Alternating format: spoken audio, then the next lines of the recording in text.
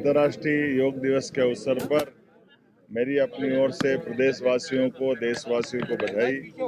यशस्वी प्रधानमंत्री के नेतृत्व में पूरा देश, पूरा मध्य प्रदेश और पूरी दुनिया, आसमान से लेकर पाताल तक जो जहां है, देशवासी, पृथ्वीवासी, संयुक्त राष्ट्र संघ के इस अंतर्राष्ट्रीय योग दिवस के अवसर पर मेरी अपनी ओर से सबको बधाई, शुभकामना। आज ही दिन हमारा कालगणना की दृष्टि से भी उत्तरायण से समाप्ति होकर के दक्षिणायन की तरफ बढ़ने वाला दिन है, अर्थात सबसे बड़ा दिन धीरे धीरे आज से रात बढ़ने लगेगी। जैसे जैसे समय आगे बढ़ता जा रहा है, भारत के सभी प्रकार के प्राचीन ज्ञान विज्ञान से दुनिया परिचित होती जा रही है, हमारी जीवन शैली से परिचित होती जा रही है।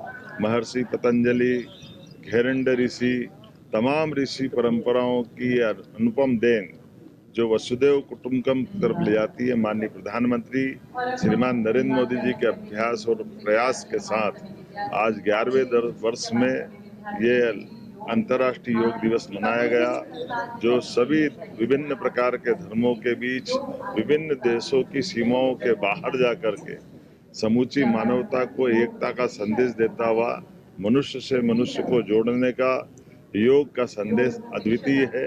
मेरी अपनी ओर से प्रदेशवासियों को बधाई। आज भोपाल के कार्यक्रम में माननीय सांसद और हमारे अध्यक्ष श्रीमान विष्णुदत्त शर्मा जी, माननीय विधायक रामेश्वर शर्मा जी, माननीय विधायक भगवान दास सबनानी जी, माननीय सांसद श्रीमान आलोक शर्मा जी और भारत सरकार के माननीय मंत्री डीडी उइके जी के साथ हमने ये सभी माननीय महापौर, अध्यक्ष सबके साथ ये योग में भोपाल से शामिल हुए।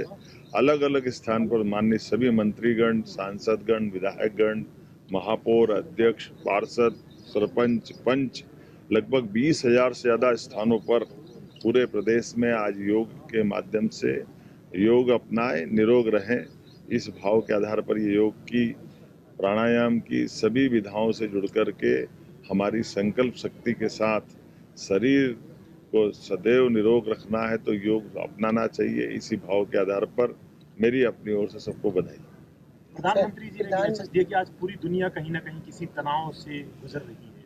हाँ, एक पृथ्वी एक स्वास्थ्य, इस भाव के आधार पर जो हमारी प्राचीन काल की वसुदेव कुटुंबकम की परिभाषा है, सच में हमारे लिए योग से शांति आती है, शांति से संतोष आता है, संतोष से अहिंसा आती है और अहिंसा से जीवन की आनंद की प्राप्ति होती है। इसीलिए आज उथल पुथल भरे दुनिया के इस परिदृश्य में भारतीय सनातन संस्कृति की तरफ पुनः लोगों का ध्यान आकर्षण होता है।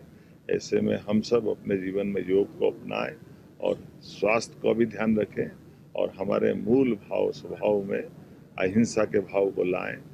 जियो और जीने दो के भाव के साथ हम अपनी सनातन संस्कृति की जय जयकार करते हुए एक कुटुंब की तरह रहने के साथ सभी सह अस्तित्व की भावना को स्वीकार करें।